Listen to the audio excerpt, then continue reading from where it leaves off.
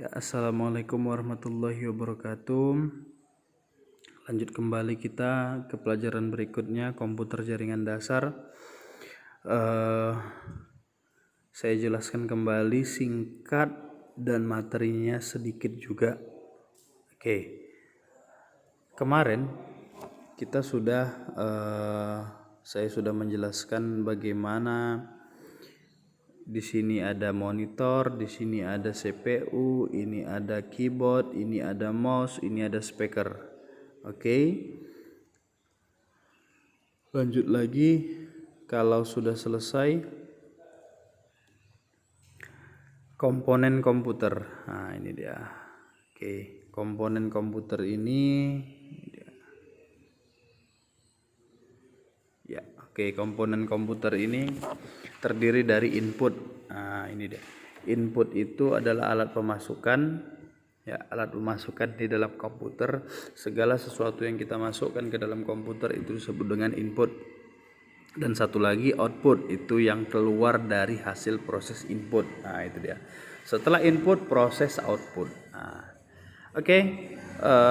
Keyboard. Yang pertama ada keyboard, alat pemasukan data. Ada mouse, alat pengatur posisi kursor atau alat penggerak kursor.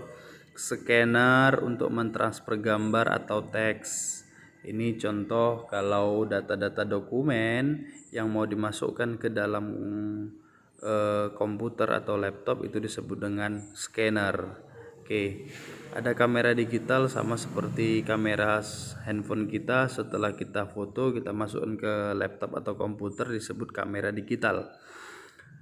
Selanjutnya, dua proses unit atau CPU atau yang disebut dengan Central Processing Unit atau hardware.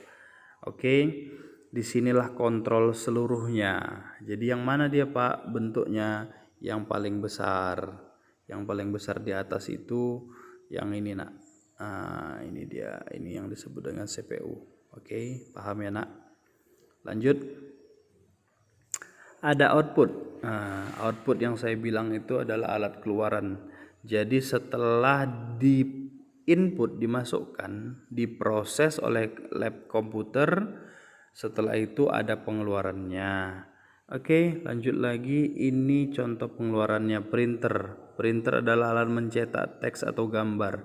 Udah namanya mencetak, pasti kita mendapatkan hasil cetakan, namanya output. Sudah pasti itu. Ada beberapa macam printer. Yang pertama ada dot matrix. Ini printer dot matrix.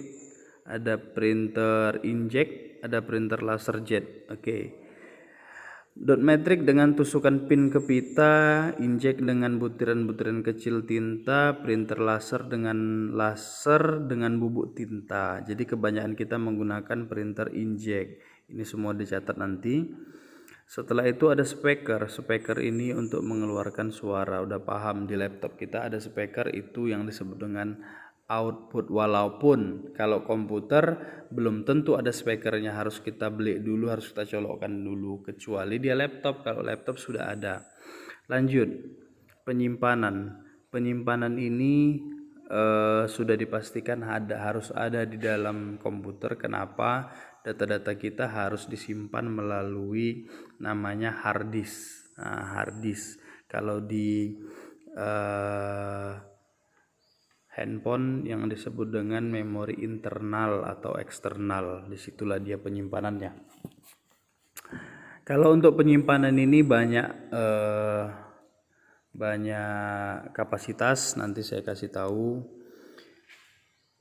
Nomor 4 penyimpanan, ada floppy disk yang pertama. Floppy disk ini alat pemutar disket. Tahun 2000-an komputernya masih pakai disket, tapi kalau sekarang sudah tidak ada lagi.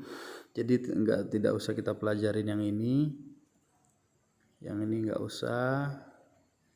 Oke, kita sekarang masuk ke CD atau DVD drive, media penyimpanan kapasitas besar berbentuk cakram. Jadi dia itu adalah tempat pemutaran CD. Nah, jadi kalau kamu beli CD, kamu bisa putar ke dalam laptop, ke dalam komputer, disebut dengan DVD ROM atau DVD drive, itu dia. Tapi CD itu ada kapasitasnya. Nah, itu dia. Nah, CD itu ada kapasitasnya. Bentar ya. Oke, sorry. Bentar. Oke, berjalan masih. CD itu ada kapasitasnya. Berapa kapasitas CD? CD itu 700 megabyte. MB nak. Setelah itu DVD adalah 4,7 GB. Oke, beda itu. Oke, itu dicatat juga nanti. Setelah itu ada floppy disk. Floppy disk itu penyimpanan disket tadi, pemutar disket, tidak kita pelajari. CD blank berbentuk CD dengan kapasitas lumayan besar, ya ada kapasitasnya juga lebih besar. Hard disk, nah ini dia hard disk, kapasitas memori yang besar dan kecepatan tinggi, ya benar. Hard disk ini banyak macamnya, banyak kapasitasnya.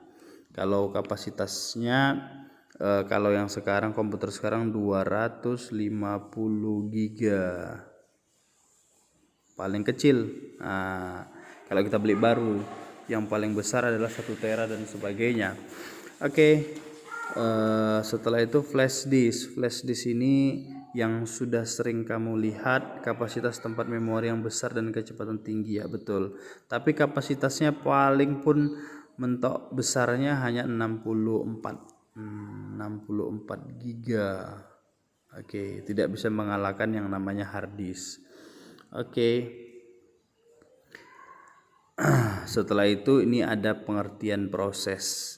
Kalau pengertian proses ini nanti dulu kita pelajari karena ini sudah masuk ke software.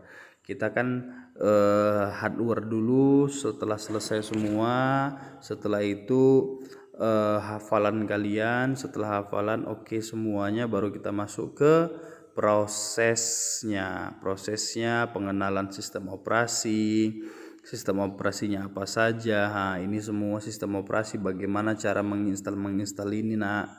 Nah, semuanya saya kasih tahu semua nanti. Tapi sebelum itu kita harus tahu dulu isi di dalam laptop tersebut, isi di dalam komputer tersebut. Supaya apa? Kalau ada komputer tetangga kamu yang rusak, minimal kamu walaupun tidak bisa memperbaikinya, tapi ada saran kamu untuk mereka. Oh, ini bermasalah, harus begini, begitu dia. Oke, terakhir ini kan video saya upload ke YouTube. Silahkan dicatat. Nah, ingat lagi, jadi saya ralat yang kemarin, yang pelajaran yang lama, pertemuan yang pertama itu saya upload juga. 2 itu dicatat. Jadi tonton dulu videonya, pelan-pelan ditonton.